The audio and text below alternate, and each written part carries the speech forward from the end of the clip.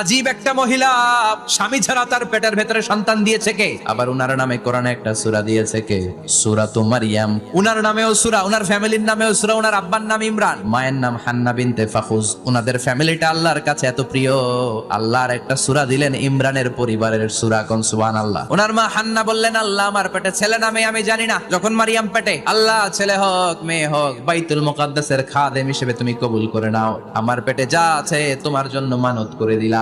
কিন্তু ভূমিষ্ঠ করার পরে দেখে মাইয়া, ভাবছিল ছেলে, ছেলে হইলে খাদেম হবে, এখন মেয়ে। আল্লাহ বলে চিন্তা করো না, সাধারণ মেয়ে না, ওয়ালাইসা যাকারু কাল উনসা, এটা এমন মেয়ে কোন ছেলেরাও এই মেয়ের মতো হতে পারে।